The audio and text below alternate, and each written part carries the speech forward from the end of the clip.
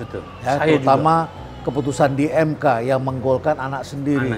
Menurut kami secara etis belum tepat untuk dilakukan hal seperti itu. Tetapi kemudian hasil polling berkata lain. Betul. Ini yang saya ingin tahu, Anda sebagai pollster, barangkali bisa menjelaskan apa yang terjadi dan mengapa teman-teman angkanya suka berbeda-beda satu sama lain. Betul. Di satu pihak di sini yang kuat adalah Prabowo, tapi muncul juga 1-2 orang lain yang mengatakan enggak. Di sini di Pulau Jawa yang menang adalah Ganjar atau Anies menang di Jawa Barat, di mana kok jadi lain-lain. Dan kita ketahui ini kan Jawa ini pertaruhan yang penting. Jawa adalah kunci, Bro. Jawa adalah kunci, walaupun harus 50%, lebih dari 50% ya, jumlah provinsi. Baik, kita bahas dulu. Anda sebagai orang yang juga anggota Persepi, Perhimpunan Survei Opini Publik Indonesia, tentu harus mempertanggungjawabkan metodologi. Betul. Apa yang bisa kita ajarkan kepada publik? Mengapa hasil survei bisa berbeda, kecuali quick count kan? Itu mudah sekali kita bisa ini, karena itu sudah diputuskan dan margin of error-nya kecil mestinya. Kalau besar kita bertanya-tanya bagaimana bisa itu of error-nya. Orang sudah putuskan. Kalau opini mungkin masih bisa ya. Baik, apa yang sebenarnya bisa kita pelajari dari sini? Ya, pertama mengenai sikap kita terhadap putusan MK, we are on the same page. Kita menolak. Betul, karena secara etis kan problematik. Dan sudah diputuskan oleh MK. Ada pelanggaran etik berat. Tetapi secara hukum kan memang tetap sah. Ya inilah soal hukum ya, kita bukan ahlinya jadi saya tidak membuat mumet kepala Barbie ini. Tetapi Prof, ini yang menarik. Saya pribadi termasuk yang tidak mengira. Kok bisa setelah MK mengambil putusan yang memberi tiket konstitusional buat Gibran maju, ekspektasi saya pribadi turunlah ini. Gibran akan menjadi liability buat Prabowo. Menjadi beban. Beban. Dan itu sempat disampaikan juga dalam beberapa di Tempo kalau tidak salah.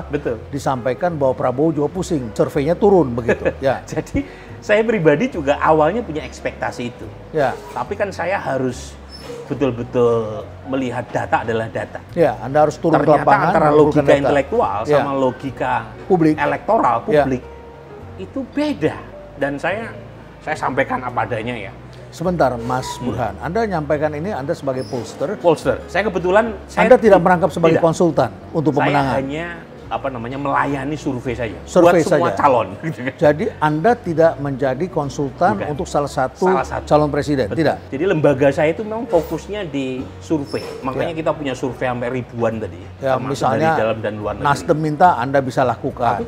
Kemudian Golkar minta Anda bisa kasih. PDIP minta. Jadi siapapun. Yang penting confidentiality. Jadi kalau misalnya datanya tidak untuk dipublish, ya kita akan keep. Nah ini saya pengen cerita, saya nggak mau sebut namanya ya. Negaranya boleh? Negaranya boleh, dari Amerika Serikat, kemudian dari Australia. Untuk Amerika 2. Ya. Nah sekarang untuk ini dulu, untuk media. Jadi data saya sebelum penutupan pendaftaran Capres, itu memang Prabowo Gibran turun. Kan kita punya simulasi Prabowo Gibran, Prabowo Erik, Prabowo Viva ya. Karena waktu itu belum didaftarkan kan. Pendaftaran KPU kan 19 sampai 25 Oktober. Tetapi MK kan sudah mengambil putusan seminggu sebelumnya. Lebih tepatnya tanggal 16 Oktober 2023. Datanya setelah putusan MK memang turun Pak Prabowo Gibran. Itu kita rilis, jadi kita nggak simpen. Kita rilis ke publik, turun. Udah nyaris sama dengan Ganjar Pranowo yang naik sedikit. Kemudian ada perusahaan media besar, saya tidak bisa sebut namanya karena hasilnya tidak dirilis sama mereka. Di luar negeri? Dalam negeri. Oh, dalam negeri. Kemudian meminta kami survei setelah pendaftaran ditutup. Survei pendaftaran ditutup tanggal 25 Oktober. Hasilnya, Prof, saya aja kaget. Bounce. Ternyata bounce back. Ini bukan popularitas ya? Elektabilitas. Naik, Ganjar turun. Saya merasa data saya ada yang bermasalah nih. Tapi saya nggak sampaikan ke klien saya. Saya pengen mengecek ulang dulu. Karena ini saya terus terang hidup saya harus ada secara akademik, secara ekonomi dari trust publik. Dan jadi, kita berpikir saintifik itu harus ada curiosity. Harus skeptis kan. Nah, saya ulang pakai biaya sendiri. Hasilnya sama, konsisten. Untuk validasinya nih, untuk validasi data Tapi kan waktu itu saya bilang ke perusahaan media, saya minta tolong saya pengen quality control. Quality control yang saya maksud adalah survei ulang dengan biaya sendiri, hasilnya sama. Tapi setelah hasil sama, saya minta waktu lagi ke mereka.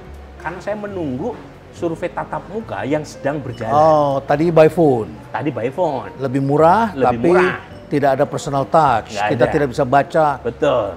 Dan kelemahannya adalah kalau survei telepon, Prof, itu ada 20%. 17-20% mereka yang nggak punya HP yang terexclude dari populasi. Jadi kita mau hubungin sesuai dengan nomor itu tidak ada? Nggak ada. Kita pakai RDD, Random Digit Dial.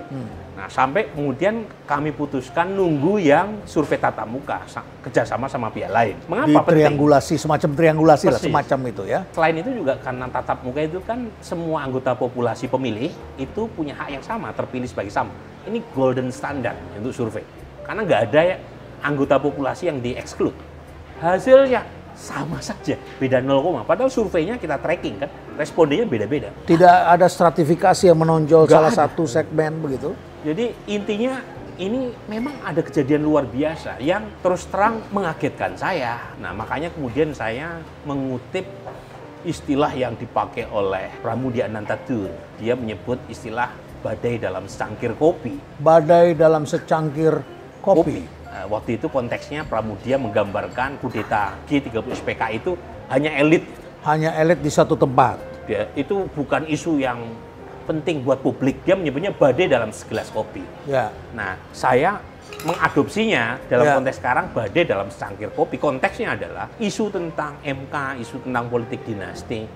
Itu rame buat saya atau buat Prof. Reynald atau di Twitter, tapi ternyata buat masyarakat secara umum karena kita minoritas, tidak banyak orang-orang yang berpikir seperti kita. Dan datanya memang mengkonfirmasi itu. Misalnya soal putusan MK, sesuatu yang buat kita kan itu problematik. Kalau ditanya kepada masyarakat, ini menjadi suatu masalah besar ya.